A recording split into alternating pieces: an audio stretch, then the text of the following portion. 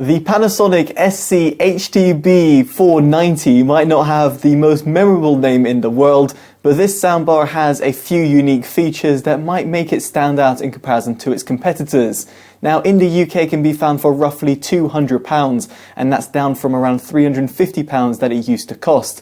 Now, in this review, we'll be seeing if it's actually worth its price tag, and furthermore, how it compares to some of its rivals. Now, to kick things off, I'd have to talk about the aesthetics of the soundbar, and in my case, it doesn't take off too much space, and I do think it's pretty appealing. Now, there is a fabric mesh material that resides at the top and at the front of the soundbar, whereby there's also a wireless subwoofer. Now, in terms of the wireless subwoofer, it connects over a Bluetooth connection, which is actually quite a shame to see because it doesn't have its own proprietary or Wi-Fi connection, and therefore gamers might find that the latency difference between the soundbar and the subwoofer might be something to be mindful about.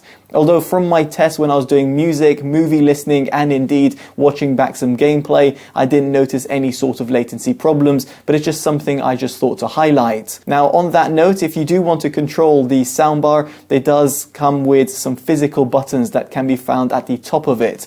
These are great because they have a quick little access to certain functions such as the volume, or indeed if you want to change the input.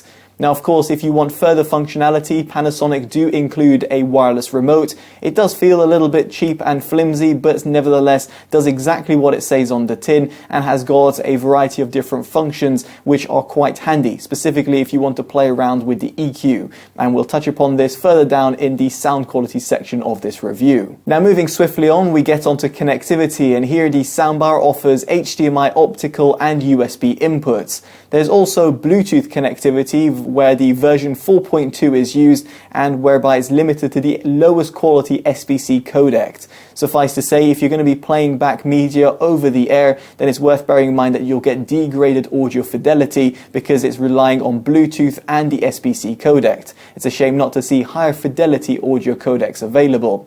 Now, nevertheless, when it comes to wired connectivity, it is worth bearing in mind here that the soundbar has HDMI ARC and therefore will work with a majority of TVs out there. And if you have a TV with the newer eARC standard, then do not fret. Of course, it is backwards compatible. Now, for those people who might be thinking, oh, I really need eARC because it's gives me better metadata support. Well, yes, you are right, but equally the Panasonic soundbar does not support Dolby Atmos or those metadata, which will require even more uncompressed data. So as a result, the ARC standard is perfectly sufficient, and having eARC would be kind of a pointless inclusion, specifically for a soundbar of its class. So now we get on to a sound demo. Now, what I will be doing is playing back a song, and that's from Priya J. The song name is called Falling. You can find it down in the description below in case you're interested in purchasing it or indeed listening it for yourself. And then we'll be going to a piece to camera whereby I'll be presenting the Audi Q4 e-tron on Totally EV. Now, you'll want to bear in mind that you want to check out the annotations on your screen in order to ensure that you can see how the soundbar is running, and then potentially gives you a little bit of indication of what my subjective input will be after the little audio demo. Young and soared high, then learn how to fly. It's the only way I know how to play this game to success. I'm not quite sussed it yet. When I reach the brink, don't stop to think. I always think, and now I'm falling, falling again. Next thing you know, I'm crawling. I am crawling my way back to falling from high, falling from so high.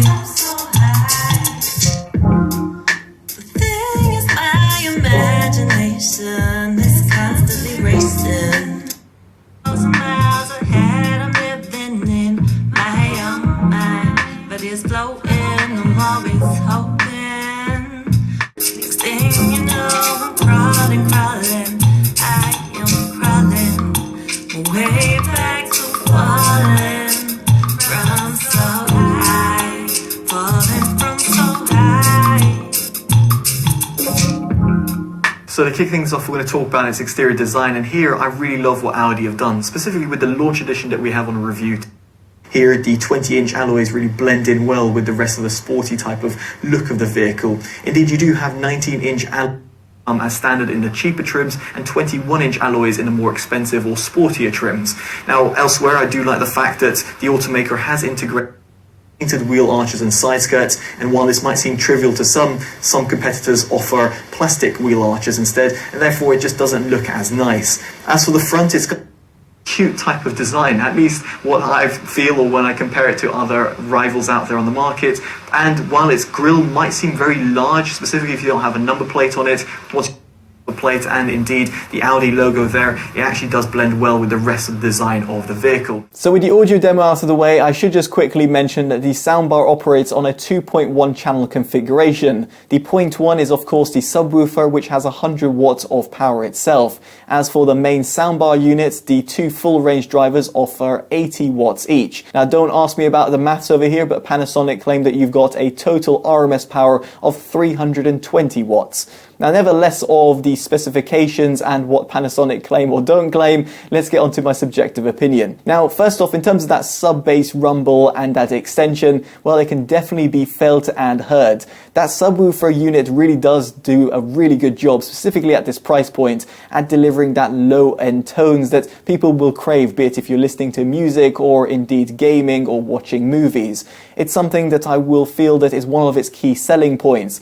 It is very much likened to the likes of the JBL Bar 2.1 deep bass, as the name might suggest. The subwoofer unit on both the JBL and the Panasonic are seriously impressive, and therefore if you're a bass head, I think you'll appreciate what Panasonic have achieved over here. Now, as for the mid bass, it is a tad bit wobbly and uncontrolled, and unfortunately there's no dedicated EQ for the mid bass tones, but nevertheless it does still deliver a very hearty tone. It is, in my opinion, again, one of its selling points, whereby its bass is definitely in your face and you can definitely hear it and indeed enjoy it. In my case, when I listen to R&B, EDM or dance music, I was certainly left excited and my eardrums were definitely happy as to what they were able to hear. Again, bearing in mind the overall price point that this Panasonic soundbar comes in at. Now on the flip side, the mid-range is pretty recessed. Now there is a means of actually adjusting this via the built-in EQs, and hopefully you were able to note the differences through my little audio demo. Here I found that the sports and the news EQs did do the best job in terms of bringing out the vocals to the foreground. But as a result of doing that, they affect the rest of the frequency range and take away from the overall accuracy. And while this will definitely suffice when you're watching or consuming news or indeed sports, when it comes to, let's say, listening to music or anything else, then you'll just find that the soundbar just feels completely off. As a result, I actually found myself often gravitating to either the stereo standard setup or the music setup. Now the music EQ, in my opinion, does the best of all worlds, whereby it gives you a little bit of extra dynamism while at the same time preserving accuracy. And indeed here I just had to accept that the soundbar had a V-shaped sound signature. Now moving on to the highs, here I felt that the Panasonic soundbar just sounded a little bit dull at the top end. It felt that it needed a little bit more, well, zing to make it just feel a little bit more exciting. I just wasn't toe-tappingly listening to my music or indeed consuming any sort of media. Here it is due to the fact that the soundbar does not have dedicated tweeters and instead relies on the two forward-facing full-range drivers to deliver the entire frequency range. Of course, the low-end tones is then sometimes passed to the subwoofer, depending on what frequency range it is. But ultimately what I'm trying to say here is for the highs, I just wished it had a little bit more of a zing at the top end, and therefore would have just kept me a bit more excited. Now on that note, the overall soundstage just felt a little bit dull. I just wasn't as involved while listening to music or watching movies.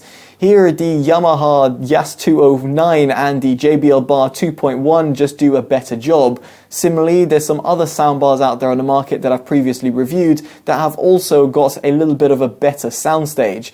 Be it from instrument separation to the overall width and depth and the airiness that you achieve, here I was expecting a little bit more from the Panasonic soundbar, specifically given that it's not an ultra compact soundbar such as the Panasonic SoundSlayer, which again does a pretty good job for what its actual purpose is, and here I was just expecting this soundbar to actually do a similar type of job, but alas, that's not quite the case. And so you might be able to see where I'm going with my verdict. Here the Panasonic SC-HTB490 just doesn't do well well in terms of its soundstage, the highs or the mids in comparison to the majority of its rivals, although it does offer a stupendously good low-end response.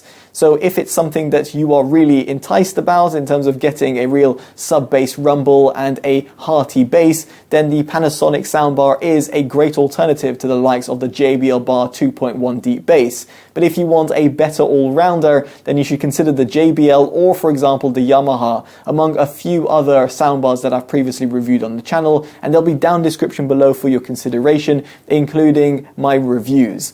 Now I'd be intrigued to hear your thoughts of this Panasonic soundbar in the comment section below, and furthermore to know which soundbar you would pick at this price point. Now if you've enjoyed this detailed independent review, I'd appreciate you dropping a like, subscribing and hitting that bell notification if you haven't already, all of which would be greatly appreciated. As such, I've been Totally Dubbed and I'll hopefully see you in the next one. Take care of yourselves and goodbye.